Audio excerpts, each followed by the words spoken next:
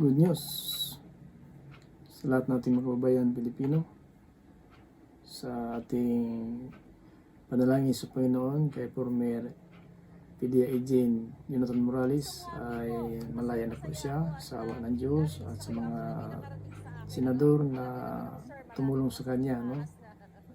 Una si Jing Estrada na nagkipag-usap sa kanya ng face to face at nakipag sa kanya, naghingi ng pasensya sa nangyari sa kanya dahil po sa dokumento na yun. Yan talagang dahilan na siya po ay nakontempt.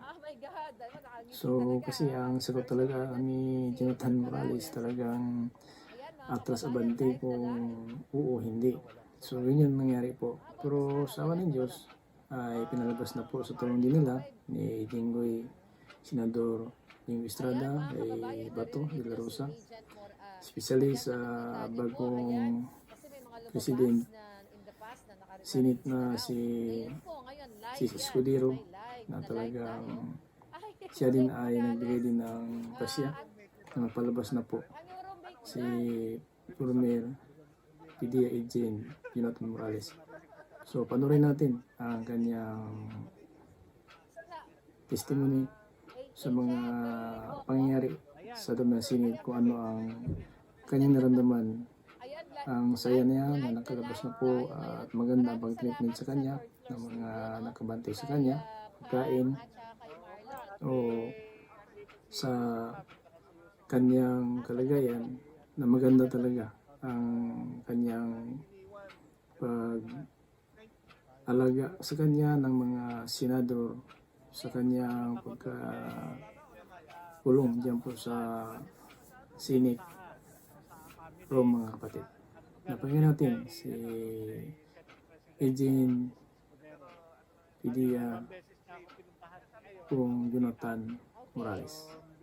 Ito po ang kanyang salaysay. Pinuntahan niya uli ako bago sa yun. That's good news. Ko. Yeah. Tapos ganun din si Senator Jinggoy Estrada. Talagang nag-usap kami ng puso sa puso kagabi. Wow. One-on-one kami. At yung nga, sabi nga niya, ikaw, binastos mo pa ako. Sabi niya gano'n. Sabi ko, paliwanag ako sa kanya. Sabi ko, sir, yun yung normal reaction ko lang po yun. Pero sabi niya, hindi naman tayo magkaaway at trabaho lang, sabi niya. Basta sana naintindihan mo rin yung pagkakakontempt mo. Yun, at pinaliwanag ko rin naman sa kanya. Dahil nung nakita ko yung dokumento, na rin ako, nagulat din ako dahil ngayon ko lang din nakita yun. At yung nga, sabi ko nga sa kanya, andun ako, mukhang ito talagang pineke. Yes. Yung dokumento na DBS. Pero sabi ko nga, ang hiling ko lang, sana maipakita yung original. Kasi ang, Yan po, no, sa tulong ng Third Floor Channel, pinakalitis na balita, nakapasok sila doon sa Senate at agad pinalabas nila ang latest balita tungkol po sa ating former PDA Agent Jonathan Morales. Ang saya-saya po niya, kapatid. Certified true copy. Pero sabi ko nga, sir, kaya nga po kinukontes ko yung dokumento at kaya po hinihingi ko yung gusto ko makita yung original. Okay. Para at least ma-examine. Yeah. Ang importante, JM, nagkausap kayo ng masinsinan kasi nga Kapatid, no, akala natin na baka may mangyari sa kanya na hindi natin inasahan. So tuloy ang panalangin natin at sa awa ng Diyos, nakalabas siya talaga ng walang problema sa katawan, malusog at tumatawa pa daw siya kasi sa pagkain daw na napaganda po ang pag-treatment sa kanya. Parang hotel daw ang kanya, parang nagbakasyon daw sa hotel na maganda po ang pag-treat sa kanya talaga. At po sa kay Jinggoy Estrada, kay Bato at saka kay Escudero, na kinakausap siya ng harapan at saka maganda po ang sa kanya. Nagsuri sila, humingi sila ng tawad ay isa't isa kung sino nagkakamali. Kasi trabaho lang, walang personalan.